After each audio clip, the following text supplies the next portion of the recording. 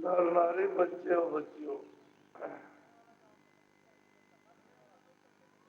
जिस जगह पर आप रह रहे हो इसका नाम है मृतलोक और ये परदेश है। ये आपका देश है, अंधकार और अज्ञान का देश। यहाँ ज्ञान और प्रकाश का देश। और परदेश में आप अपना घर बना रहे हो। कितने युग और कल्प बीत गए, आपको इसका पता भी नहीं। ये नहीं तुम देख रहे हो, समझ रहे हो कि ये सब चीजें परिवर्तनशील है।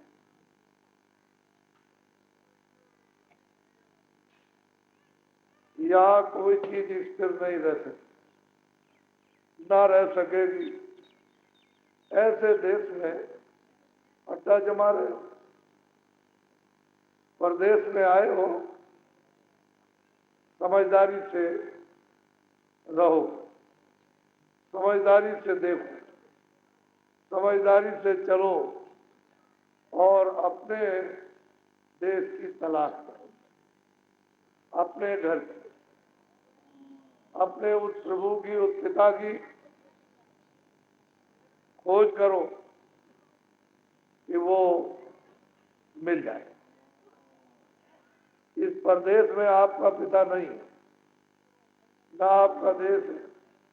इसलिए तुम रोते गाते हो, तुम झगड़ते हो, मारते हो, पीटते हो, गाली गलौज करते हो।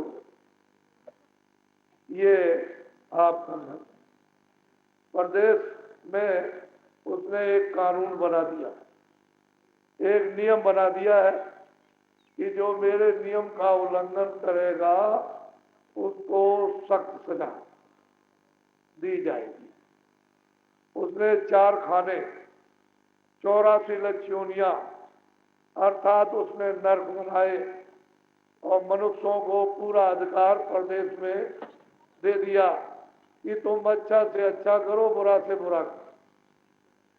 हमारी तरफ से कोई भी रोक टोक नहीं है।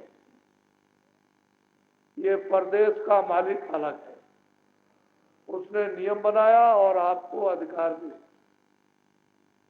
जब अधिकार आपको दे दिया और रोक टोक नहीं है तो आपको समझना चाहिए था। ये बताया गया था कि जो जो करेगा उसका फल उसको भोगना पड़ेगा, अच्छे का अच्छा और बुरे का बुरा। तुम नहीं देखते हो लूले लंगड़े, अंधे बहरे, गरीब और तरह तरह के रोगी बीमार, तुम देखते नहीं हो पशु पंछियों में लूले लंगड़े, अंधे बहरे, तुम जानवरों में नहीं देखते हो। उसने ये जेल खाने बनाए। तुम मनुष्य है, शरीर में जो जो गलतियां करोगे वो उसमें सजा दी जाएगी। वो आपको छोड़ नहीं सकता, उसका नियम बनाता। फिर तुमको कितना दुख मिलेगा। रोगे चिल्लाओगे, कोई सुनेगा नहीं, कोई आवाज नहीं पहचानेगा, कोई खाना नहीं देगा, पानी नहीं देगा, दवा नहीं देगा। किए हुए कर्म का आप दंड पाओगे। ये परदेश जो महापुरुषों ने आपको जो संदेश दिए, जो आपको याद कराया, उसकी कोई तलाश करना चाहिए। लेकिन रामायण को भूल गए और जो उपदेश किया था आध्यात्मिकवादियों ने, योगियों ने, ज्ञानियों ने, महापुरुषों ने, उसको भी भूल गए। अब परदेश में यहाँ अपना घर बसा है।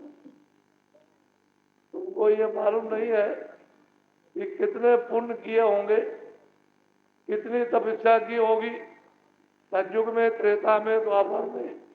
उन सब का पुण्य जमा हो गया तो मकान मालिक ने आपको मौका दिया, अवसर दिया है चलो अब की बार तुमको अनमोल ये मनुष्य शरीर देता हूं, इसकी कोई कीमत नहीं। सारे संसार का धन, हीरे जवाहरात सोना चांदी रख दिया जाए और कहा जाए कि इस बच्चे को, इस बुढ़े को, इस जवान को खड़ा कर दो, तो नहीं खड़ा कर। ये मनुष्य शरीर अमूलक है, उसने आपको थोड़े दिन के लिए दिया।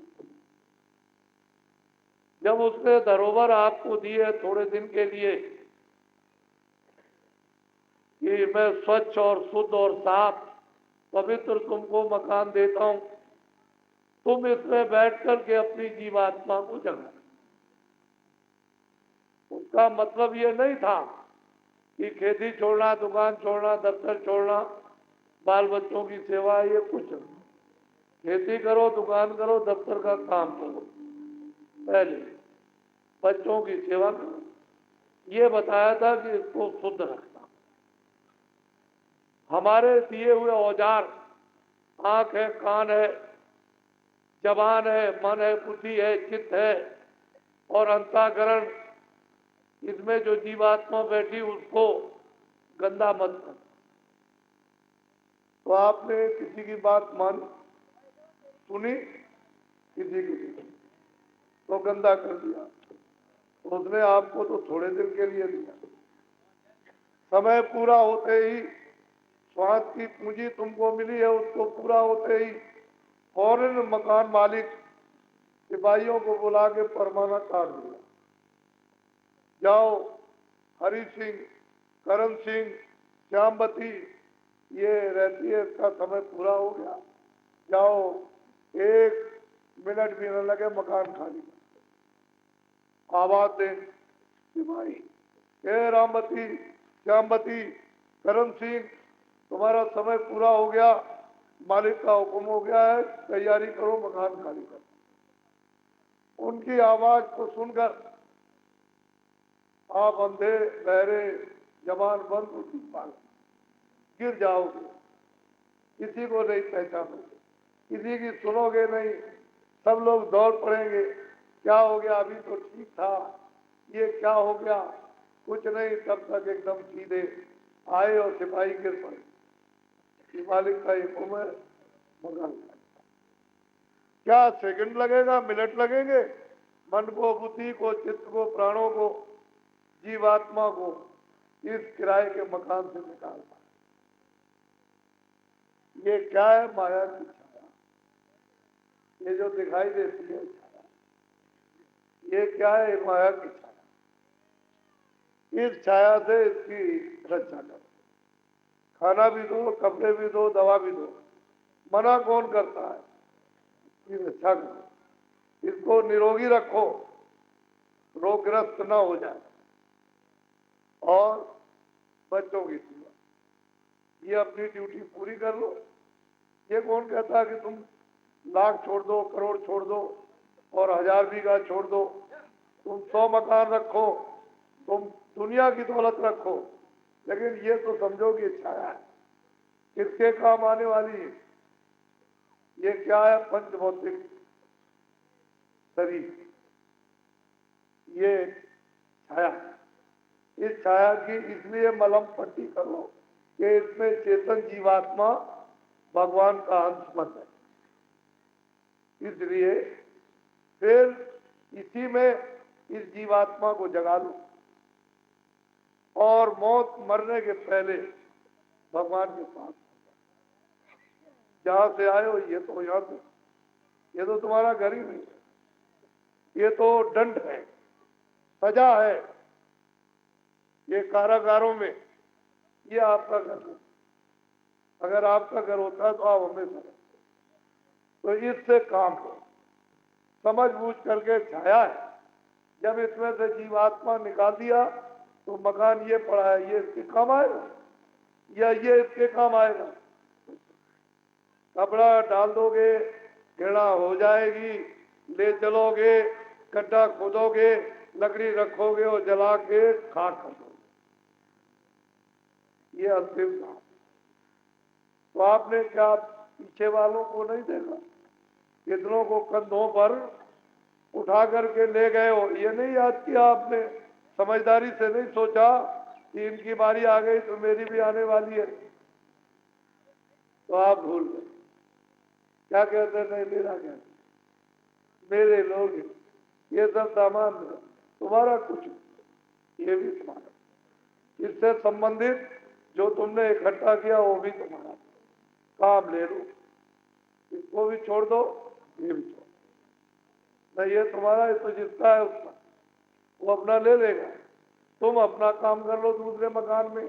तो आपने इसकी फिक्र इसकी चिंता, किताबों में क्या लिखा था, महात्मा के पास जाओ, ज्ञानी के पास जाओ, तत्वदर्शी के पास जाओ, ब्रह्मदर्शी के पास जाओ, जो उससे मिला हुआ उसको पा चुका है उसके पास जाओ। तुम अज्ञानी हो, तुम भूले हुए हो, तुम अंधे हो, तुम बहरे हो, तुमको दिखाई नहीं देता है, सुनाई नहीं देता तुमको, उनके पास जाओगे तो तुमको ज्ञान, शक्ति मिलेगी, आनंद मिलेगा। आपने उनकी खोज तलाश की, ऐसे ही समय बिता दिया, इसी में सब बेकारों में, बुराइयों में बिता दिया। क्या आपको ठीक है, आपने सोचा था हमारे पास कुछ नहीं है, खेती हो जाए, दुकान हो जाए, नौकरी करें, हमको धन मिले, हम सामान ले, मकान बनाए, बहुत से सामान रखे, सोना चांदी जमा करें, सब कुछ किया आपने, किसके लिए, सुख के, शांति के लिए, आराम के। तो फिर आपको दुख क्यों मिला, अशांति क्यों मिली, क्लेश क्यों, बीमारी क्यों मिली? आपने तो साधन किया था सुख का, मिला क्या, दुख, क्लेश मिला, रोग दोग मिल गए। तो इससे ये मालूम हुआ है कि आपने जो मेहनत की है वो व्यर्थ, समझ बूझ के मेहनत नहीं की, अनजान में की, समझ बूझ के करते तो फिर ये बात नहीं, खेती करते, दुकान करते, दफ्तर का काम करते, मजदूरी करते, बच्चों की सेवा कर लेते, और ये समझते हैं कि कुछ नहीं, ये भी कुछ नहीं है, ये तो थोड़े दिन के लिए मिला है, अपना काम करने के लिए, अपनी जीवात्मा को जगाने। तो आपने समय चला गया। मालूम है आपको, महात्माओं ने कहा है कि बचपन में कुछ नहीं कर सकते हो, किशोर अवस्था पढ़ने लिखने की होती है, उसमें भी कुछ नहीं, जवानी आती है, व्यापार करो, नौकरी करो, खेती करो,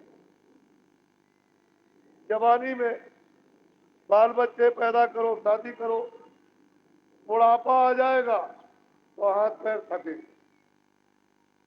आंखों से दिखाई नहीं, कानों से सुनाई नहीं, चला नहीं जाएगा, बीमारी हो जाएगी, तो बचपन में कुछ नहीं कर सकते हो और बुढ़ापे में कुछ नहीं कर सकते हो। अगर आपको अपनी आत्मा का कल्याण करना है तो जवानी में खेती भी कर लो, दुकान भी कर लो, दफ्तर का काम, बच्चों की सेवा भी कर लो, सब कर लो, और आत्मा को भी जगा लो, दोनों काम जवानी में करना, आत्म कल्याण भी हो जाए और लोक कल्याण भी हो जाए।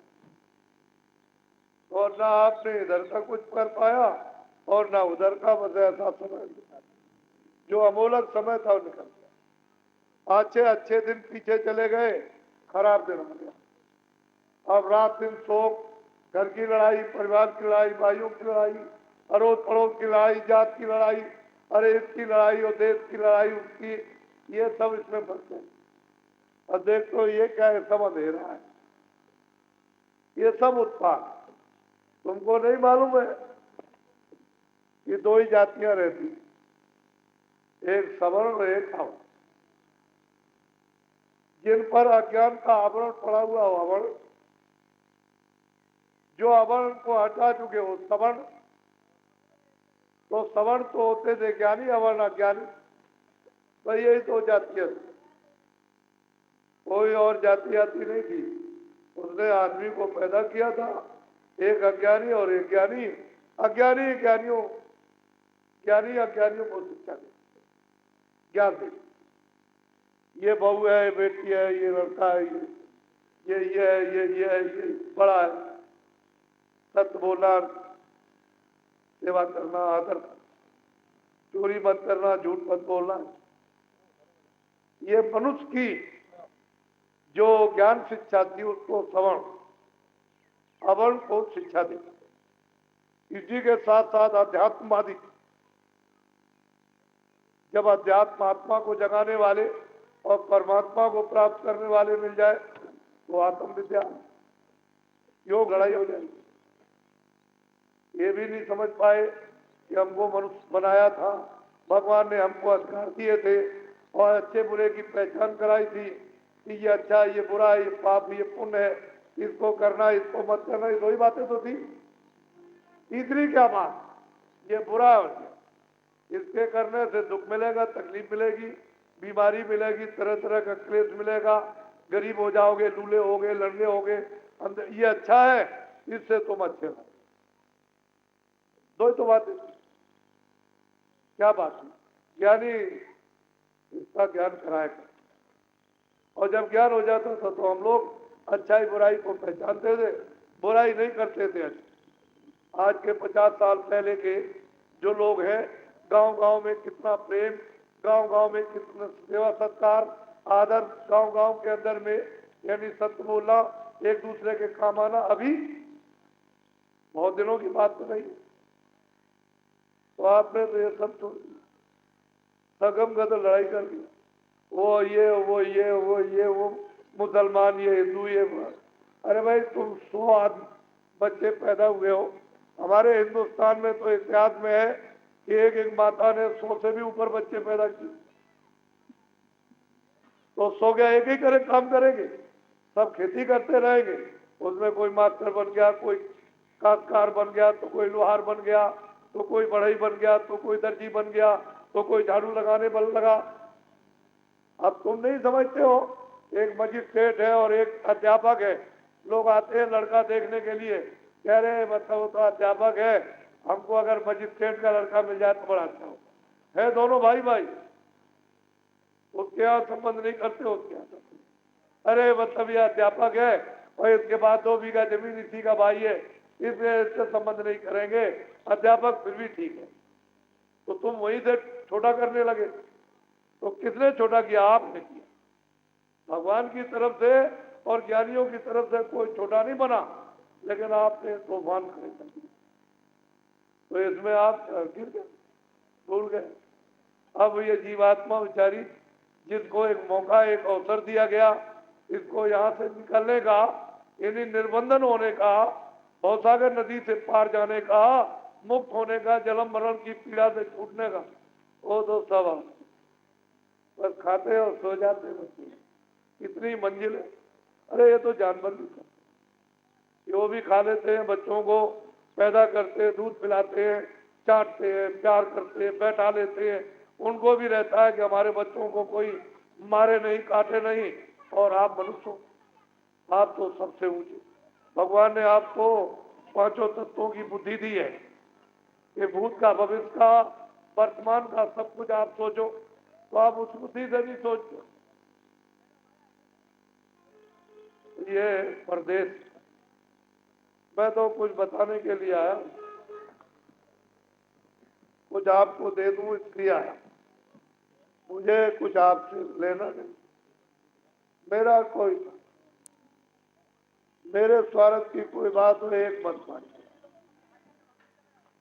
और तुम्हारे सब हित की हो, तुम्हारे शरीर की हो, परिवार की हो, बच्चों की हो, आत्मा की हो, लोक की हो, परलोक की, तो पियो। अरे भाई, तो जो तुम्हारी धर्म पुस्तकों में कहा गया है कि महात्माओं की खोज तलाश करो, उनकी करना चाहिए, उनको ढूंढना चाहिए था। राजा राज छोड़कर, सब खजाना छोड़कर, सब छोड़ के जंगल में नंगा पैर घूमता रहे, और वो तलाश तभी तो नहीं उसको महापुरुष मिले। ऐसे मिलते, ऐसे नहीं मिला। तो आप लोगों ने तो अभी ये सब कुछ नहीं समझा, तो आगे बड़ी तकलीफ आ रही, बड़ा संकट आ। क्या बताया क्षणों में क्या होगा, कृष्ण भगवान समझाते ही समझाते रह गए, अरे भाई मेरी बात को मान लो और मानव धर्म का तुम लोग पालन कर लो कम से कम, नहीं तो पीछे तुम पछताओगे। तो कह लगे वो तो जो कुछ होगा देखना। एक भी बात नहीं, न कौरवों ने मानी न पांडवों ने मानी। वो देखते देखते देखते देखते जरा सी देश में कुदरत ने चमत्कार दिखा। 56 करोड़ यशवंतियों का सफर। तुमको नहीं मालूम किताबों में लिखा है, जब जब होए धर्म की हानि बाढ़े सुरमा अभिमान। अब क्या है, धर्म गया, कर्म गया, सत्य गया, न्याय गई, दया गई, सेवा गई, सत्कार गया, मान सम्मान सब हजम नहीं करेगा, उबाल हो जाएगा। तो ये कुदरत अपने में हजम कर लेगी, ऐसा उबाल मारेगी कुछ का कुछ क्षणों में होता। समय बड़ा खराब, आगे समय बहुत खराब आ रहा, आपको उसका अनुमान नहीं। लोगों के दिल दिमाग में भी नहीं है कि ऐसा खराब समय आ रहा। दुनिया सारा विश्व चकाचौंध हो जाए।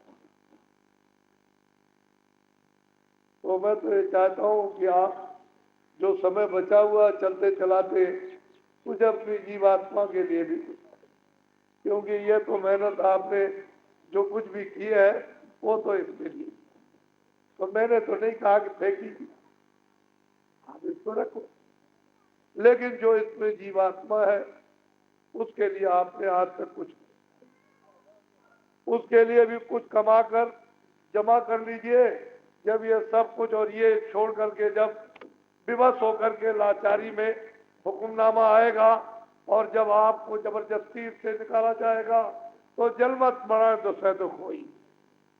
वो कोई लिख नहीं पाता, इतनी पीड़ा हो जलने की और मरने की। उसके लिए महात्माओं ने कलम छोड़ दी। तो कुछ जीवात्मा के लिए भी